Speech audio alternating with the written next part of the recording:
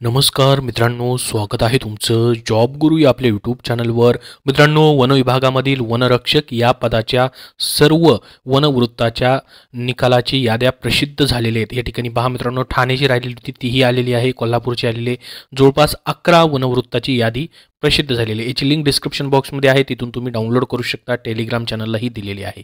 तर आता मित्रांनो, बऱ्याच विद्यार्थ्यांचा हा प्रश्न आहे, या ठिकाणी ग्राउंड जे आहे ते कधी होणार आहे किंवा ग्राउंडला कोणाला संधी भेटू शकते, त्याबद्दल मित्रांनो आपण माहिती या व्हिडिओमध्ये पाहणार आहोत. त्यासाठी हा व्हिडिओ शेवटपर्यंत पहा, तुमच्या मित्रापर्यंत शेअर करा आणि या व्हिडिओला एक लाईक नक्की करा. पुढील अपडेट्ससाठी चॅनललाही सबस्क्राईब करून ठेवा, वेळोवेळी तुम्हाला अपडेट भेटत राहतील. तर बघा मित्रांनो, सर्व निकाल आता लागलेले आहेत. वनवृत्ताचे 11 वनवृत्ताचे टोटल या ठिकाणी. तर तुम्हाला मित्रांनो किती मार्क्स पडलेले आहेत तुम्ही कमेंटमध्ये सांगू शकता, जेणेकरून सर्व विद्यार्थ्यांना समजेल. तुम्हाला वनवृत्त आणि तुमचे मार्क्स सांगायचे फक्त. ठीक आहे मित्रांनो, जेणेकरून एक अंदाज येईल की 120 पैकी किती मार्क्स पडलेले आहेत. तर आता आपण महत्त्वाची माहिती पाहूयात की याची नेमकी प्रोसेस काय आहे. पहा, तुमचे निवडीचे टप्पे काय असतात. तर तुमचे मित्रांनो अर्ज वगैरे मागून परीक्षा वगैरे सर्व झालेले आहे, आन्सर की वगैरे आलेले आहेत. तर आता तुमचा ऑनलाईन परीक्षाचा निकाल जाहीर करणं हा पहिला टप्पा, 6वा टप्पा जो आहे मित्रांनो, आज कंप्लीट झालेला निकाल लागलेत.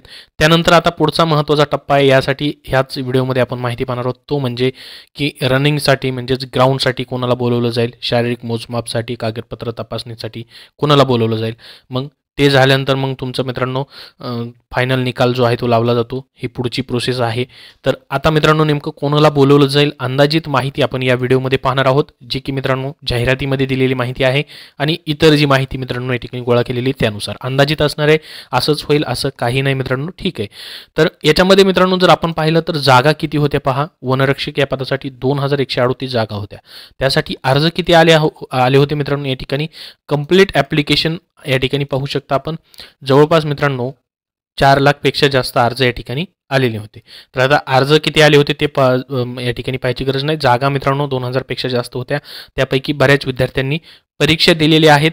तर मित्रांनो संख्या खूप जास्त आहे परीक्षा देणाऱ्यांची आणि मित्रांनो बऱ्याच विद्यार्थ्यांना खूप चांगले देखील मार्क्स जे आहेत ते पडलेले आहेत. मग याच्यामध्ये मित्रांनो काय नियम लावतील ते ग्राउंडला बोलवण्यासाठी, ते किती उमेदवार बोलवले जाणार, याबद्दल जाहिरातीमध्ये काय माहिती दिली मित्रांनो ती सर्वात अगोदर आपण बघूयात, जेणेकरून मित्रांनो तुम्हाला समजेल. तर मी माझ्या मनानुसार माहिती मित्रांनो सांगत नाही. जी जाहिरातीमधील मुद्दा आहे मित्रांनो त्याच्यावरूनच माहिती तुम्हाला सांगतोय आणि त्याच्यावरून ह्या जाहिरातीमध्ये जी माहिती दिली आहे तुम्हाला त्याच्यावरून काय वाटतं मित्रांनो कमेंट बॉक्समध्ये सांगा.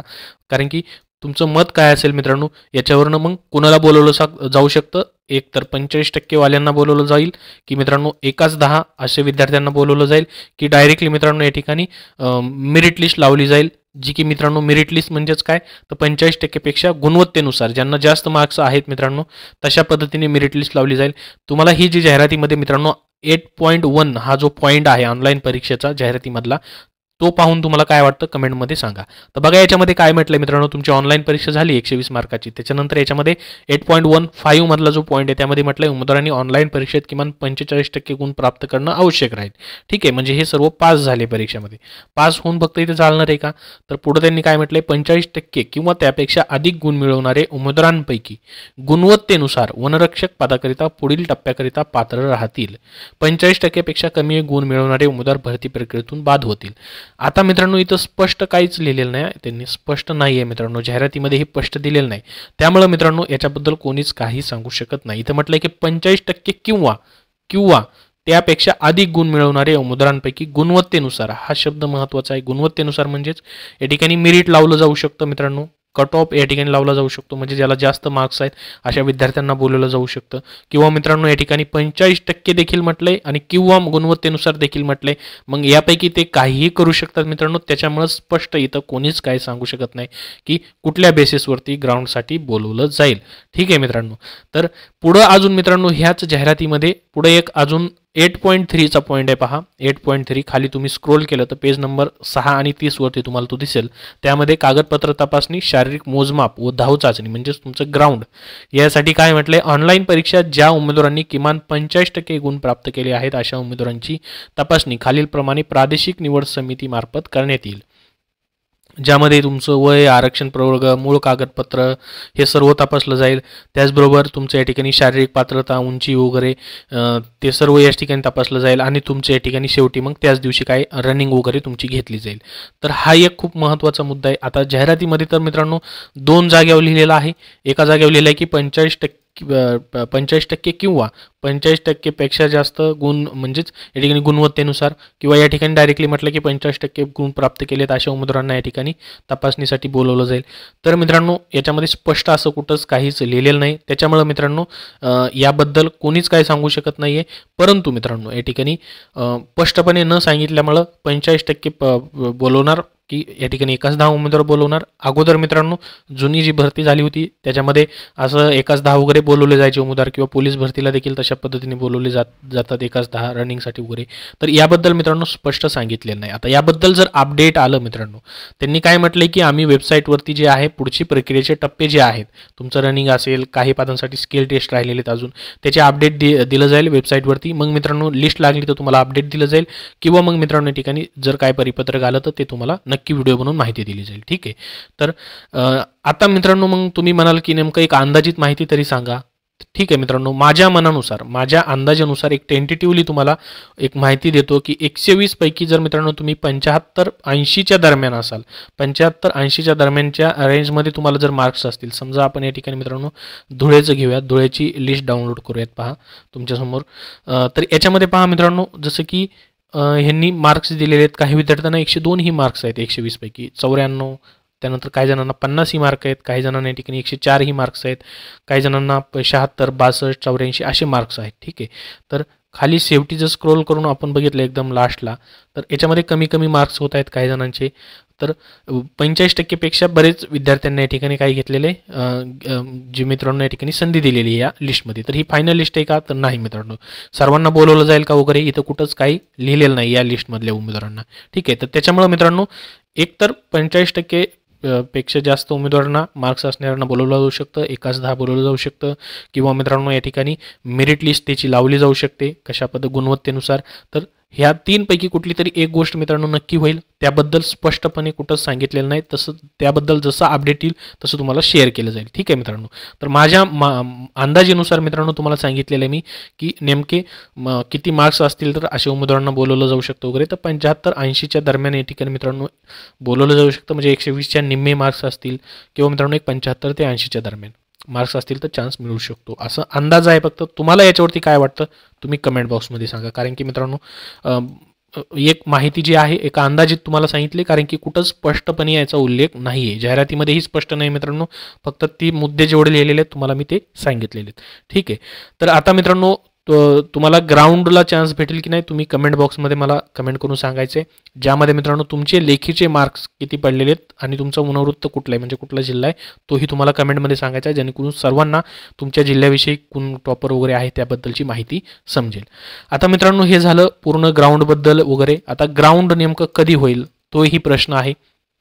किती वेळ असेल अजून यासाठी? तर 1 महिना मित्रांनो तुम्ही अजून याला धरून या ठिकाणी तयारी तुमची चालू ठेवू शकता. 1 महिन्यामध्ये मित्रांनो याबद्दल, किंवा त्याच्या अगोदरही येऊ शकतं मित्रांनो. असं नाही की 1 महिना लागेल, त्याच्या अगोदरही येऊ शकतं. एक अंदाजित तुम्हाला सांगतो एखादा महिना लागू शकतो मित्रांनो. ठीक आहे. किंवा मित्रांनो 20 ते 25 दिवस देखील अजून लागू शकतात पूर्ण त्यांना याच्यावरती प्रोसेस करण्यासाठी. कारण की 11 वनवृत्त आहेत, त्यानुसार यादी लावायची की काय करायचं त्यानुसार ते त्याची प्रोसेसिंग मित्रांनो करतील. त्यासाठी थोडा दिवस अजून लागतील. 20 ते 25 किंवा 1 महिन्याचा दिवस कालावधी तुम्ही या ठिकाणी मित्रांनो घेऊ शकतात ग्राउंडसाठी तयारी करण्यासाठी तुम्हाला अजून. तर ग्राउंडची डेट जशी येईल मित्रांनो तशी तुमच्यापर्यंत नक्की शेअर केली जाईल त्याबद्दलची पुढच्या प्रोसेसबद्दलची. आता मित्रांनो पुढची प्रोसेस तुमची जी होते ती म्हणजे या ठिकाणी महत्त्वाची प्रोसेस असते 5 किलोमीटर रनिंग. पुरुष उमेदवारांना 80 गुणांसाठी असते मित्रांनो, आणि महिला उमेदवारांसाठी मित्रांनो 3 किलोमीटर रनिंग 80 गुणांसाठी असते.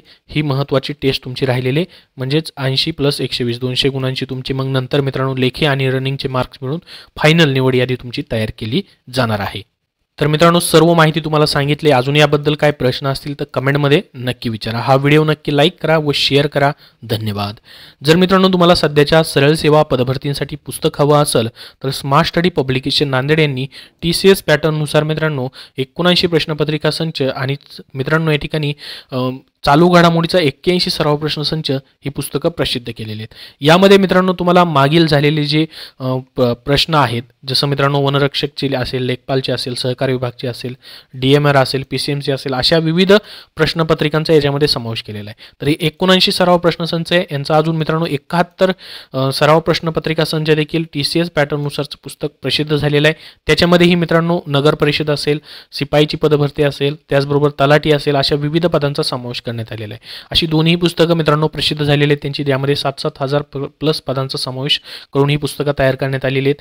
त्याचबरोबर मित्रांनो ही जी पुस्तकं आहेत याच्यामध्ये TCS मार्फत ज्या सध्या तुमच्या परीक्षा होत आहेत त्याच्यामध्ये मागील प्रश्नपत्रिका ज्या झालेल्या आहेत त्यामधून बरेचसे प्रश्न रिपीट होतात. त्यामुळे तुम्हाला मित्रांनो ही पुस्तकांमधून तयारी करण्यासाठी त्याचा उपयोग होणार आहे.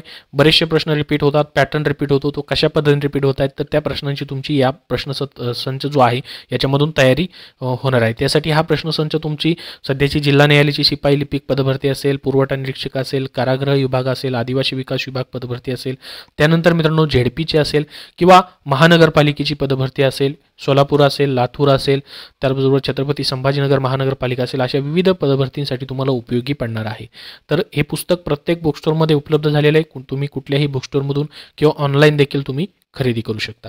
आणि इतर देखील त्यांची पुस्तकं आलेली आहेत मित्रांनो, जसं की स्पेशल तुम्हाला जर इंग्रजी व मराठी प्रश्नसंच पाहिजे असेल, जो की TCSने घेतलेले मित्रांनो प्रश्न, त्यामध्ये स्पष्टीकरणासहित आणि टॉपिक्स वाईज त्यांनी दिलेले आहेत. स्पेशल इंग्रजी व मराठीवरती कसे प्रश्न येतात त्याचाही तुम्ही अभ्यास या प्रश्नपत्रिका संचमधून करू शकता, जो की मित्रांनो स्मार्ट स्टडी पब्लिकेशन नांदेड यांनी एकूण 75 प्रश्नपत्रिकांचा समावेश करून हा प्रसिद्ध केलेला आहे. मराठी व इंग्रजीसाठी देखील मित्रांनो सेम पॅटर्न जो आहे TCS रिपीट करते. बरेचसे प्रश्न, बरेचसे टॉपिक्सवरती मित्रांनो तसेच प्रश्न येतात. त्याच्यामुळे तुम्ही याचा देखील इंग्रजी व मराठी प्रश्नसंचाचा अभ्यास करू शकता. त्याचबरोबर तलाठीचे झालेले प्रश्न तुम्हाला स्पेशल पाहिजे असतील तर TCS 57 प्रश्नपत्रिका संचमध्ये तलाठीचे सर्व मित्रांनो प्रश्न त्यामध्ये त्यांनी दिलेले आहेत. तर ही पुस्तकं स्मार्ट स्टडी पब्लिकेशन नांदेडची तुम्हाला प्रत्येक सरळ सेवेच्या भरतीसाठी मित्रांनो उपयोगी आहेत. तुम्ही कुठल्याही बुकस्टोअरमधून नक्की खरेदी करू शकता. धन्यवाद.